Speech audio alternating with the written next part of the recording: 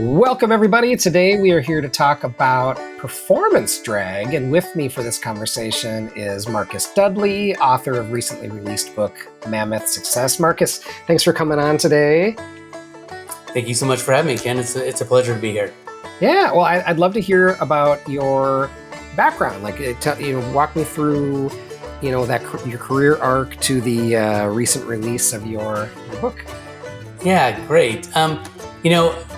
I have kind of an eclectic background, so it's maybe since we're talking about leadership development, I'll look at it kind of through that lens a little bit, and maybe that'll help kind of articulate how I got here. So, I grew up in Kansas, and after high school, ran off to college and didn't excel at school, so spent about a year and a half at school, majoring in everything but academics, which led me to the United States Air Force, which was fantastic for me. It was great, and as someone who has ADHD, that kind of structure and accountability and discipline and purpose was excellent for me.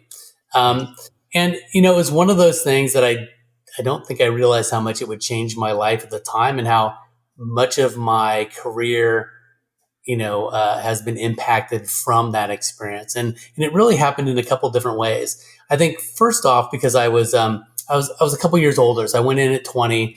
So a lot of kids go in at like 17 or 18. And so I got kind of thrown into leadership positions right away. And, even in basic training, like element leader, and then a flight chief, and then into tech school, I was trained as a medic. So they kept kind of throwing responsibilities on me, which was great, from a training perspective and a responsibility perspective.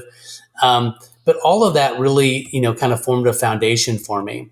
And, and I know we talked a little bit off air about some of my unique backgrounds, but one of the other things that happened to me in that experience that I think really kind of, created a passion for leadership was I started playing rugby for the United States Air Force and the United States Combined Service Team.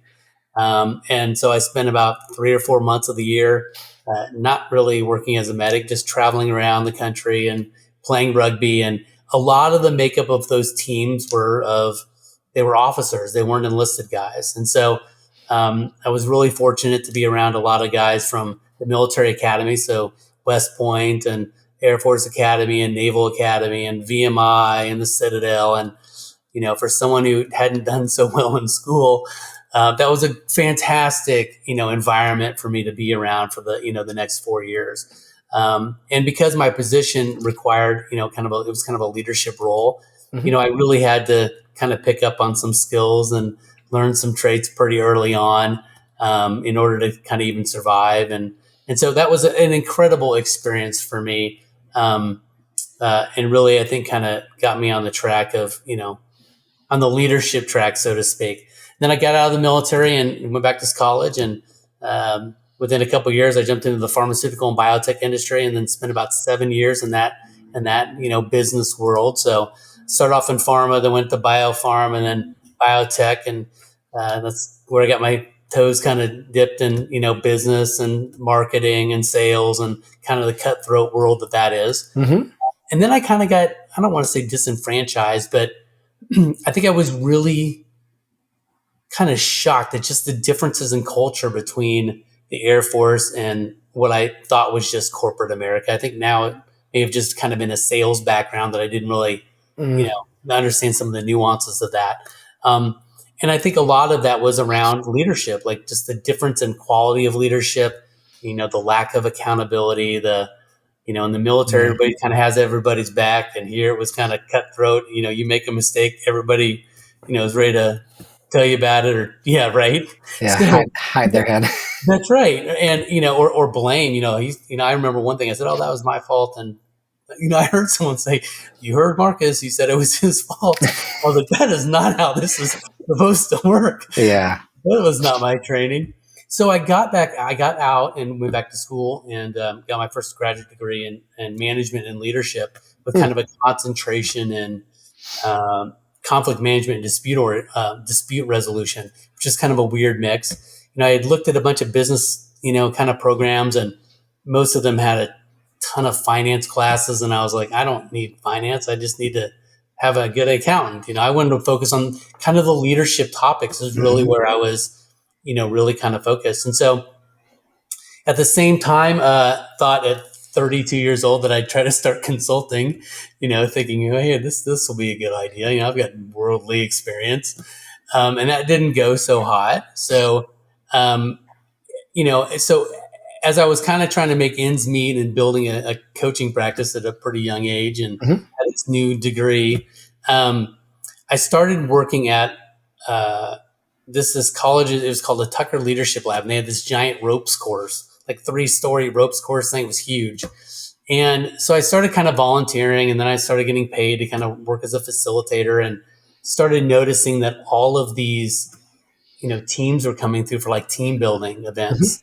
And so it was a lot of corporate groups. And so, I learned how to facilitate and debrief a lot of these, kind of the behaviors that you're seeing on the ropes course, and where does that kind of intersect in your professional world, and, all those types of things. Who's belaying you at...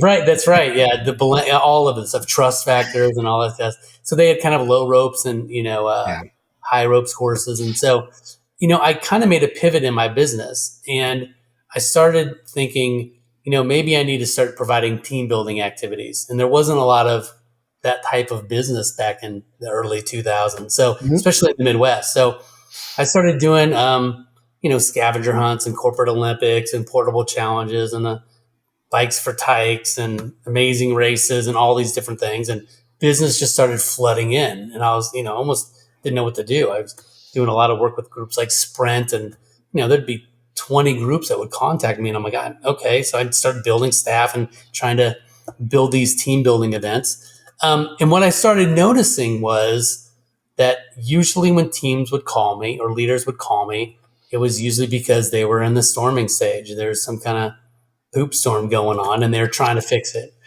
And so that really kind of got me thinking, right? So I started having more deeper conversations about what's going on, and, what's worked, what hasn't worked, what are your objectives with this team building event? And then I started kind of changing them and modifying them in a way that would be a little more diagnostic, if that makes sense. And by that, I mean, early on, whenever, I don't know if you came from the corporate world, whenever anybody says team building, everybody holds hands and sings Kumbaya and puts on their team building mask.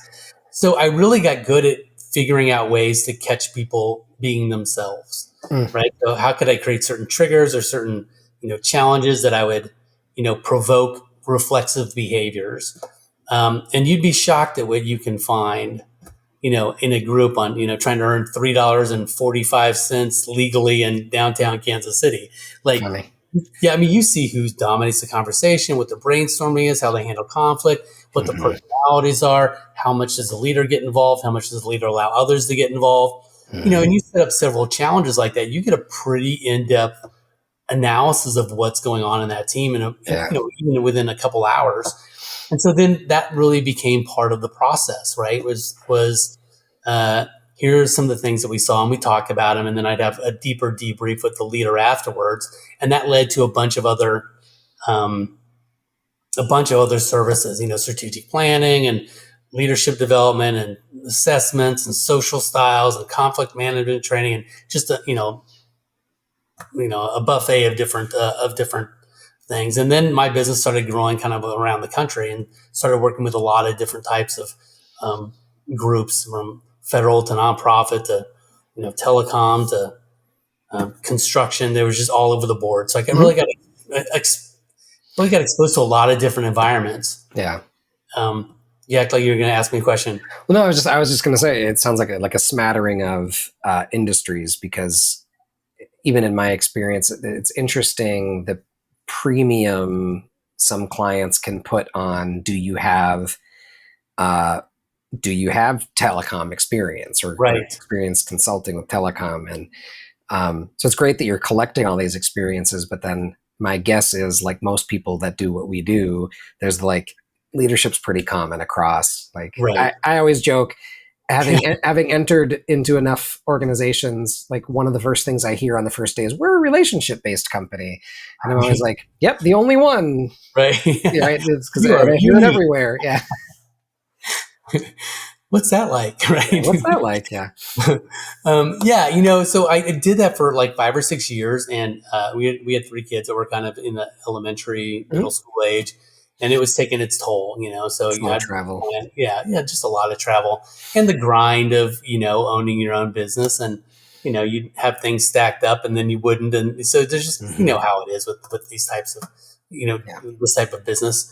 And so then one of my clients just approached me about that I'd had for a while that I was really kind of volunteering for locally, that said, "Hey, would you be interested in becoming, our executive directors for a nonprofit, kind of the nonprofit CEO?" And I thought about it for a little while. I was like, "Yeah, this would decrease travel. I'd be home a lot more. Let's see what this is like." And so Hmm. did that for about 12 years. Oh, wow. Yeah, so we Just a kind of minor overhauled. departure. What's that? It's a minor departure. Yeah, minor departure. Yeah. And it was I was teaching at the same time. I went back and got a second graduate degree in organizational development. And it really allowed me to kind of play a lot with my own leadership styles and some organizational development frameworks, and really had a lot of success. We went through a couple different mergers and tripled revenue and tripled member size, and helped lead the group through a pandemic, and learned a lot and grew a lot as a leader. And then in 2022, I decided, I think I'm ready for something else. And Hmm. so I started to take a step back, and was going to start consulting and coaching again. And then was approached about becoming a fractional COO for a little while. So I did that for about 7 months, which wasn't expected at all. And then while that was going on, my wife got recruited for a job in Georgia, kind of her dream job. And we'd been in Kansas for 20 some years. Hmm. So our kids had all graduated high school and were out in college or not in college anymore. And so about 2 years ago, we packed up and moved to north of Atlanta, which has been a shock. And so since that time period, I've really just been kind of focusing on growing my own practice, and really working as kind of a leadership and organizational coach, consultant, Nice.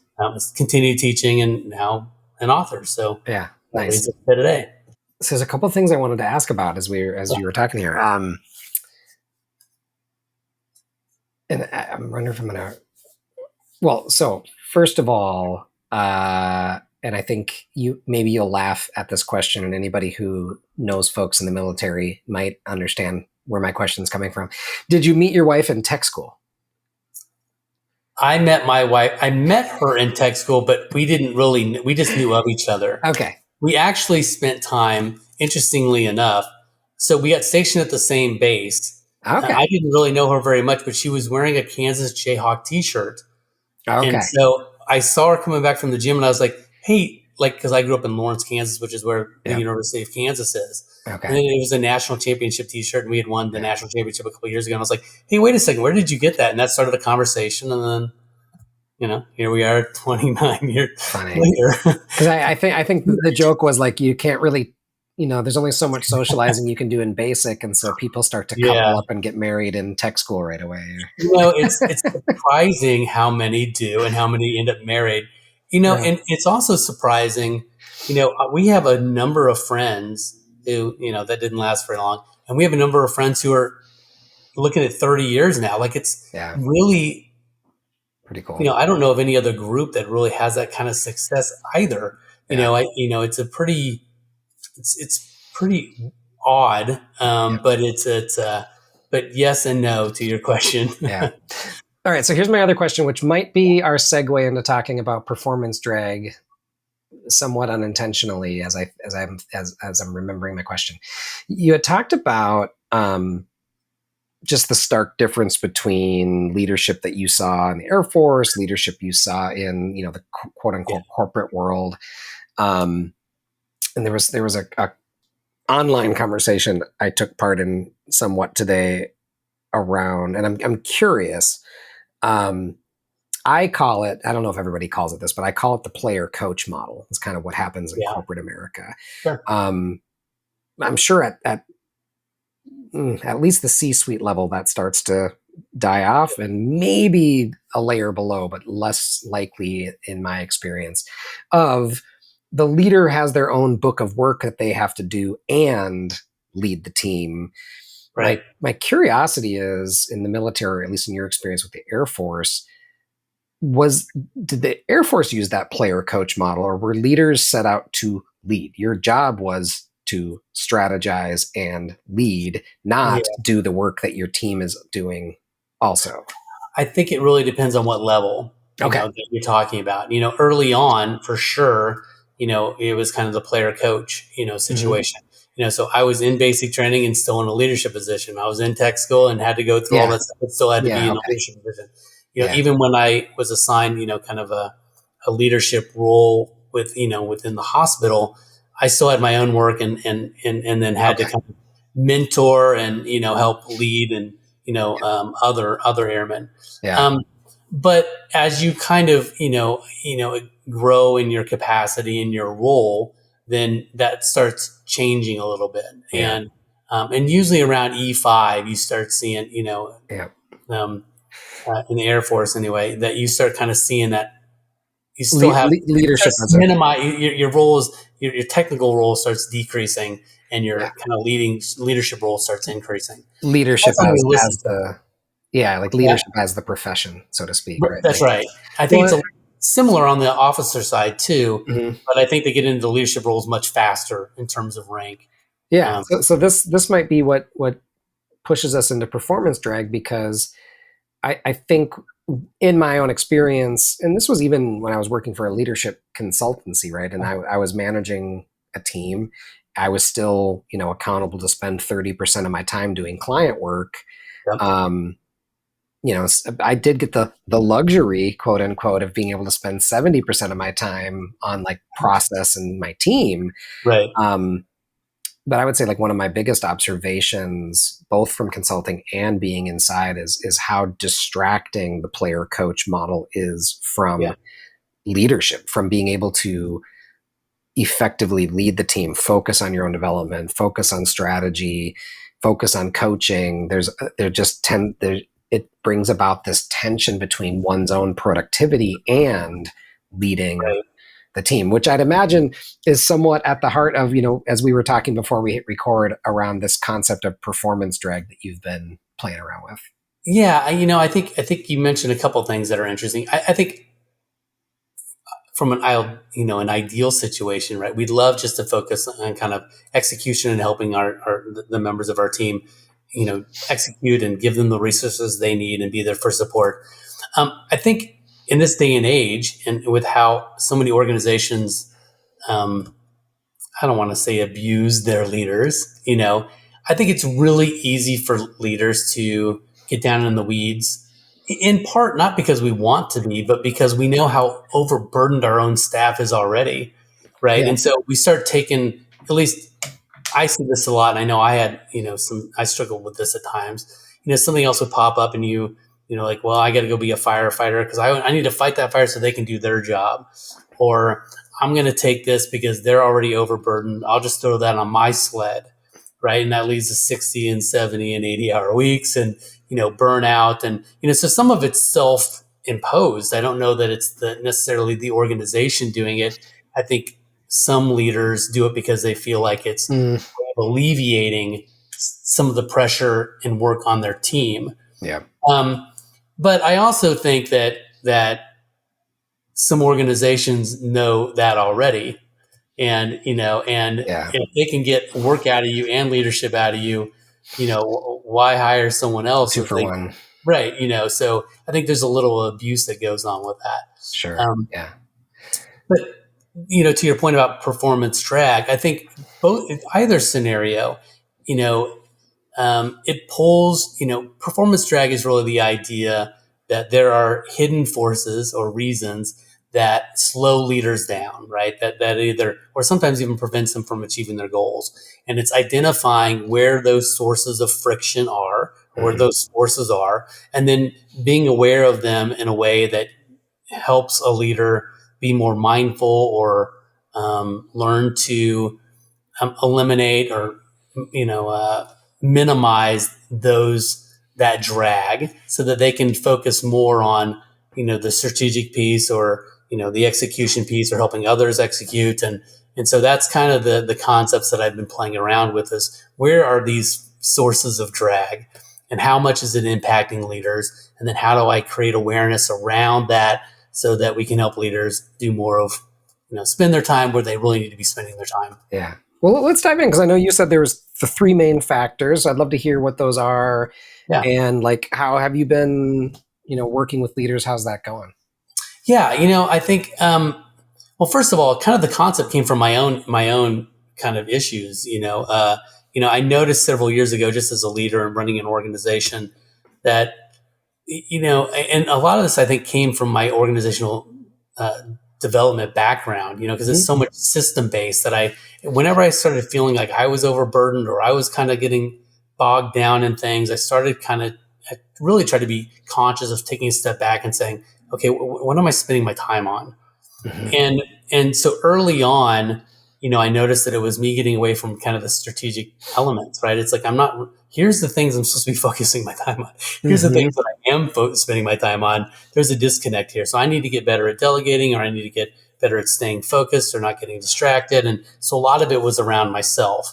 So that was kind of the first element, was strategic clarity. And the next was kind of leadership effectiveness. And I think as we start growing as leaders, it's not just about our own execution, it's about helping others execute.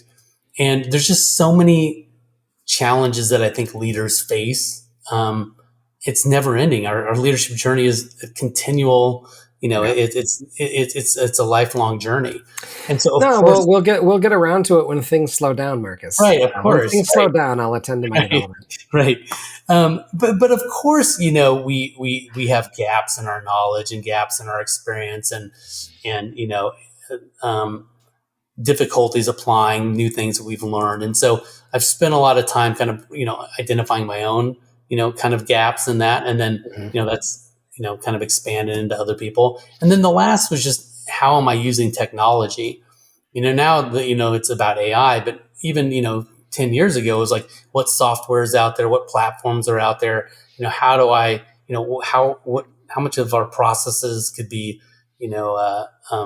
more efficient so that we could, create, more productivity from the members of our team or myself, so that I can focus on really the execution piece or the strategy piece. So it kind of started with myself. And then I started noticing that as I started developing leaders, within my own organization, I started saying, okay, well, what are your priorities right now? You start having those kind of coaching conversations. Yeah. And then, well, let's talk about some of your, your leadership opportunities, with execution. And then it was like, well, how are you leveraging technology? So that kind of evolved into, coaching with organizations outside of myself, and then to individuals themselves. And so now it's really where I focus all of my time, is how do we identify these areas of drag, and then how do we build a developmental plan around helping them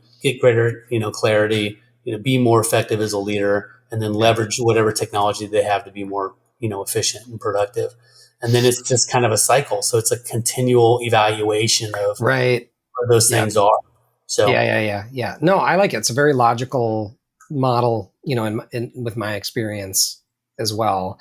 And I think the thing that you said that really I've seen time and time again, especially as you were saying, like, hey, I noticed this in myself, and then I started coaching my people around like the very same thing, is like, yes, there are some unique aspects of what the executive director or CEO of the nonprofit is accountable for, and ways that they need to lead that are different from, say, the director level or the manager level.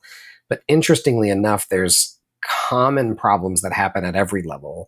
Right. One of which is, and it's the very first one you mentioned, which is like, basically, how are you spending your time?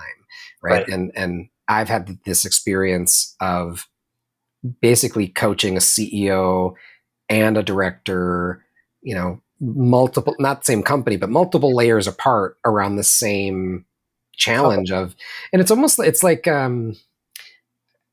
it's like scope creep, for from sure. a project perspective. It's like, suddenly, if you're not attending to it, if you're not stepping back and saying, how am I spending my time? You're, before you know it, 3-6 months down the road, you're spending your time in ways that have nothing to do with how you intended to be spending your time. Right. And so I always love that it's an interesting exercise to coach leaders through, which is, what are you accountable for? What are the big rocks that like only you really can help push?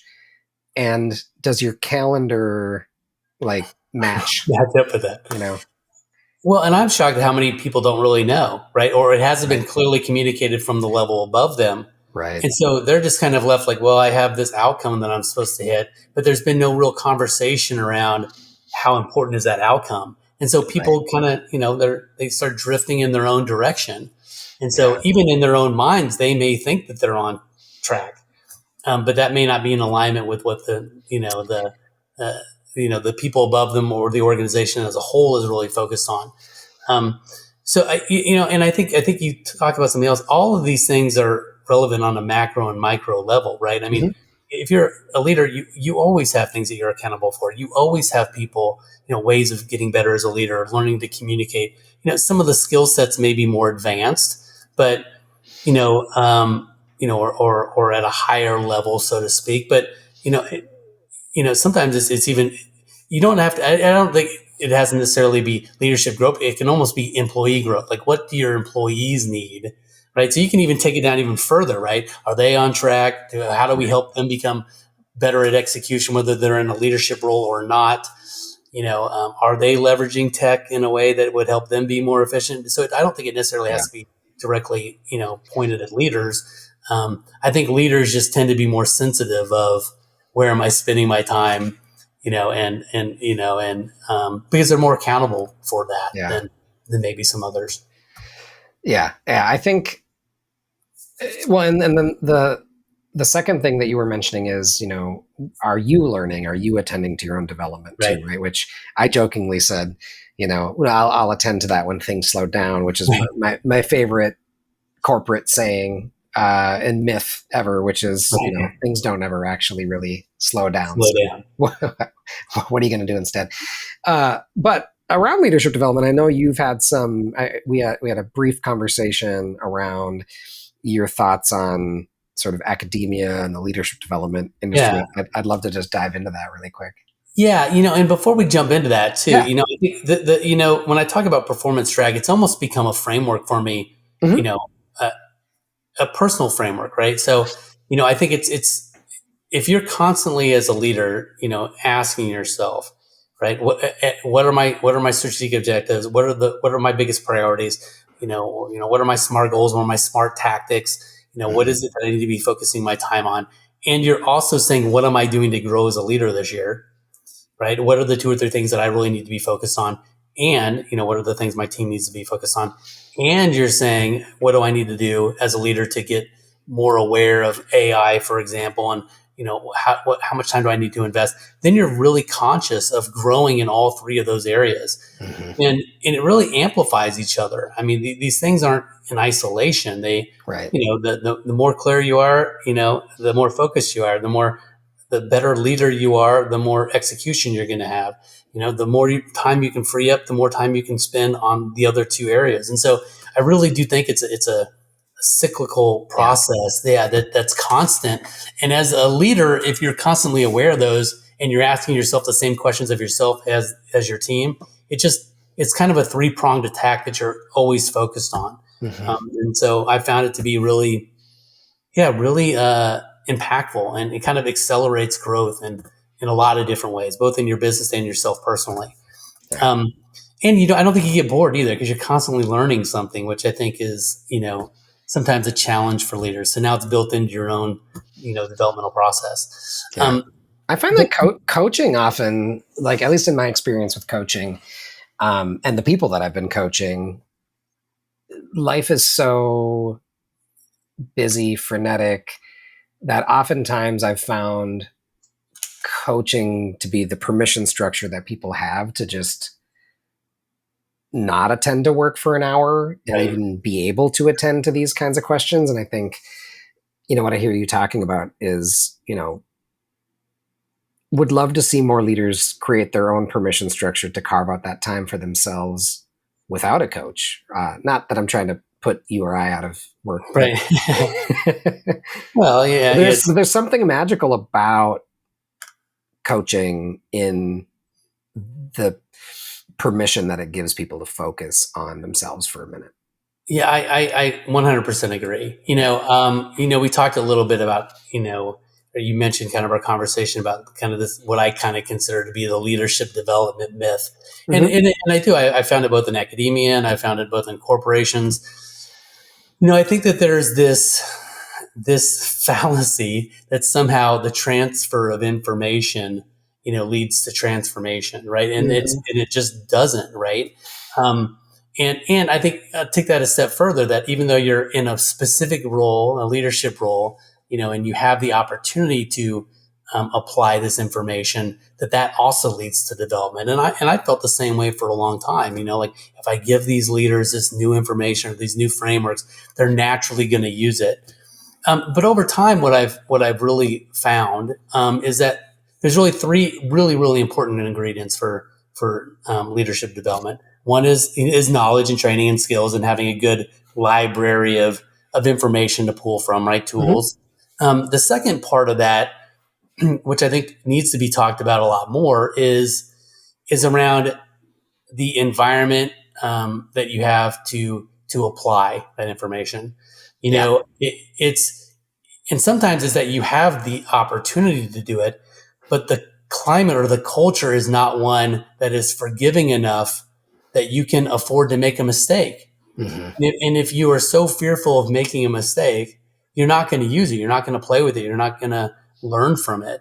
And I think that has become a real issue, whether it's perceived or real, that people are just afraid to really start applying it, or they don't really dive all in and use the information or the new skills and knowledge that they have because of that. And then the third element is around what you talked about, which is coaching. If you asked me 5 or 6 years ago what the value of a coach was, I probably would have told you that coaches were for people that needed, to work on their leadership skills. I had no idea how valuable a coach was until I got a coach, and then eventually went and got my own, became a certified executive coach myself. But I think that there absolutely is value in having a safe, confidential, judgment-free space to vent, to reflect, to think through, to be challenged, to be held accountable in a way that is extremely freeing. And, I think people maybe understand how lonely leadership can be, especially in some environments, and how valuable that space and time is to kind of reset and to talk through some things. And I really, since having those experiences, I really don't think that you can develop without those three things. I think you really, some organizations have one, and sometimes, there's problems with even what they're teaching. A lot of organizations, I would say more than I really thought initially, don't have an environment that's conducive to learning and applying and, to developing those skills. And third, very few of them provide coaching.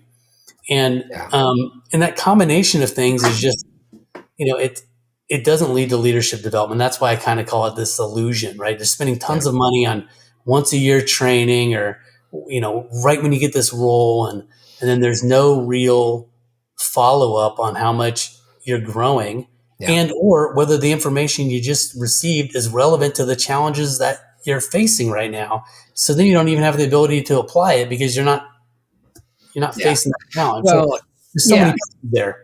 Yeah. We, when I worked for PDI and Korn Ferry, and I still to this day use Peterson's development pipeline, which if you're at all familiar, interestingly enough, it all goes back to what I only learned recently was smoking cessation research, which also the ProSci organization uses. They have their ADCAR model. They're kind of the same, but it talks about, insight, motivation, capabilities, practice, and accountability.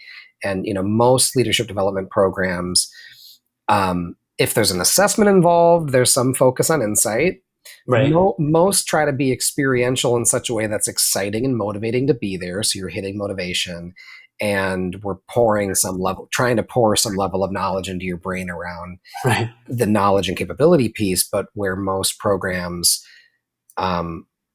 fall is on the practice and accountability part, right? And so I've always said, even when I was in HR and we were looking at or evaluating programs, I would just say, oh, it's a 3-day offsite. Are we comfortable with the only real outcome being engagement coming out of that? Right. Because that's no time to build in actual on the ground practice in any way. Right. So even when I build a program, I'm much more comfortable chunking it out into an hour or two at a time across months, where we can build in the, like, cool, you're going to now go give some, if we're teaching feedback, your assignment before the next meeting is to go use this model and give someone feedback, and let's come and talk about how that worked. Okay, I want to be mindful of time, but I wholeheartedly agree, right? You have to have the knowledge pieces, you have to have practice and some level of like safe environment. My other reflection that I was thinking about when you were saying that is, I've seen it, I wish it weren't the case, but sometimes your peers and your manager and your HR are maybe not the right people to reflect with, depending on your corporate culture and your environment. It depends on how much posturing there might be, or what are the conversations that are happening when you're not there. I would argue they're never, to be honest with you. Yeah. I know I was holding out hope. Yeah.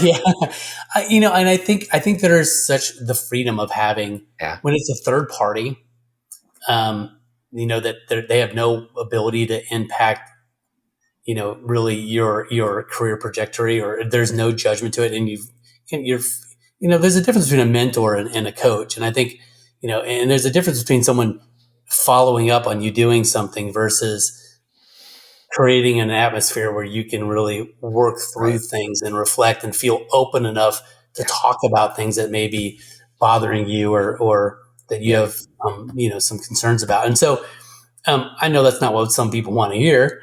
But I do think that it's something that more organizations should be, providing. If not, I think people ought to be, this isn't just because we want more jobs. I really think that there is a benefit to having someone, even if you hire them yourself, say, okay, let's do some sort of assessment. For me, it's to look at these 3 areas, and then to build a developmental plan around all 3 of those areas. Right. And you don't have to tackle it all at once, but how do you help that person? Because they're coming to you to become a better leader. That's it. So how do you help them do that? And have more of an impact? And so, I agree. I wish we could get more organizations to invest the right dollars in the right, kind of approach. But if we keep talking about, maybe someone will see this podcast and say, that's the one. There you go. Yeah. Well, I want to get us into our advice column quick, and then I want to hear a little bit about your book before we wrap. So I always ask everybody to come with 2 pieces of advice, one for leaders and one for those who support leaders. So what's your big piece of advice today for any leader out there who's listening? Yeah, I think we've been talking about it. I think as a leader, you don't need to wait for someone else to give you this information. I think all leaders need to really be asking themselves, how clear are we on strategy? Am I spending my time where I need to be spending my time? Yeah. What am I doing to develop my own leadership skills every year or every quarter, whatever it is? Yeah. And I think the third piece again is around, what am I doing to keep up with technology, and how can I, is me investing a little bit of time in that going to free up, more time for me to help my team? And I think most of the time you're going to say, yes, it will, especially with AI right now. Yeah. And I think just that piece for leaders, I think, can really help them just be much more mindful of their own development and how it's going to impact their team and the success of their team by investing that in themselves. So that would be my advice for leaders. For I think people in the leadership, coaching, HR, OD realm, I guess, so to speak. I think it kind of goes back to what we're talking about this leadership development myth. What are we really doing? Are the programs that we're providing really giving us the return on investment in developing the type of leaders who can really manage the day-to-day challenges that they face. I know most people don't want the answer to that, but as you and I know, as coaches, we see where a lot of those deficiencies are. Mm-hmm. And part of it's about time. Part of it's about, how much money and resources are invested in those things. Yeah. And, I mean, there's a lot of different limitations to that. So it's not to say that some L&D people aren't doing their job. That's not, there's a lot of other issues involved there. Yeah. But I think that's the constant conversation we need to be having is, what are the needs of our leaders? How do we make them as effective and impactful as possible? And are we giving them the real tools that they need to be as effective and impactful as they can? Yeah. Yes. And I would circle back to, I think for a long time, L&D said, one of the keys to people implementing learning or transfer of learning is manager support, which I don't disagree with. Right. I think going upstream, it's like, but how much are we expecting someone to learn at one time, right, and be able to implement at one time, right? Yeah. Like I curl every winter. I'm now learning how to skip, but I had to spend a number of years learning how to just throw the rock and sweep, right? Like if I would have tried to learn from the get-go, throwing the rock, sweeping, and strategy and skipping, like it would have been a nightmare, right? So like, and you wouldn't have been good at any of them instead of being good at one or two and then building on it, right? Yeah. So it's that's scaffolding, or however you want to put it. Right. Yeah. Well, and I think that's the other thing too. I think oftentimes organizations approach this, and academia is the same thing. You have a class, you have here's your class, you just got promoted, here's your, now you're expected to have all this, and maybe you have a 3-day or a 1-day, workshop a couple times a year, if that kind of to renew or review or, the skills. And it's just not enough. And, I know that there's better systems and processes out there that, I'm sure we all have examples of things that we can share for best practices, but it's not working. And right now you're seeing generations of people that don't want leadership positions. Like you're seeing a pushback, right? Because they're like, I don't want that accountability. I don't want that responsibility. And so now it's becoming even harder to find people, to fill those roles. And now if you're not training them, who's going to want that? Let me just do my job. I don't want that responsibility. And so I think it's going to catch up with organizations quickly if they don't want to change the way they're facing this. So, yeah. So tell us, I want to hear a little bit about your book, and then how can people get a hold of you? So tell us a little bit more about Mammoth Success and how, if, people want a little more Marcus Dudley in their lives, what should they do about that? Yeah, great. So for the first question about the book, it's called Mammoth Success, a practical guide to strategic clarity, leadership growth, and AI-driven productivity. Nice. So go figure, right? All the things we've been talking about. I think there's really 3 things that are really pretty different about this book. I mean, I've read a ton of leadership books, and so I want to kind of talk about them because it's only been out 5 weeks and it's doing very, very well. Nice. I've actually been kind of shocked by how well it's been doing. But let me kind of run down that a little bit. Mm-hmm. The first is because it covers these 3 topics, which I think are very unique in and of itself. Most books kind of focus on strategic clarity or leadership or AI, that you don't get kind of all 3 of those things. So I think that's the first thing that's pretty unique. The second is, most books on leadership talk about their successes and their stars. This one doesn't. It is some of my biggest leadership lessons have been learned the hard way. And this book, every chapter starts with kind of a no shit moment. Like what happened? What did I not do well? And, here's the scars that I bared from that. And here's what I've learned from that. And here's what you can learn from that too. Which I think is a much more realistic for a lot of people. And I think it makes it easier to see yourself in some of those mistakes. And quite frankly, I think that's where I've grown the most, is when I've had those types of moments. And then the third piece that I think is really different about it is, as leaders, we're exposed to so many different models and so many different frameworks, but they're never in one place unless you're in some kind of textbook. And so if you're like me, I'd run to the internet and say, what was that model? And try to remember the name and how to use it. I really try to create a Swiss Army knife, right? Of like, this is a book that has about 25 different frameworks that have been simplified, cut out all the fluff, no theoretical nonsense, just how do you make it as usable and applicable and as accessible as possible? And then even in the end, it's like a quick, like, here's these models, like, it's meant to be used, not read and thrown on a shelf. So those are really the three things that I've really tried to attempt with this book. And I think it's been helpful. So, awesome. So you can get it on Amazon, that's where it's at. So, go get it. I think everyone will benefit from it. In terms of contacting me, there's a couple things. Probably the 2 or 3 best ways is LinkedIn. I'm always available on LinkedIn. You can go to my website and schedule time with me. I'm always available. Free consultation, discovery call, whatever you want to call it, complaint session. I don't care. I know where you are. I've been there. So, feel free to do that. And the last thing that I'll mention, I'll put a little plug in, is this is 100% free. It's called, the Modern Leadership Scorecard.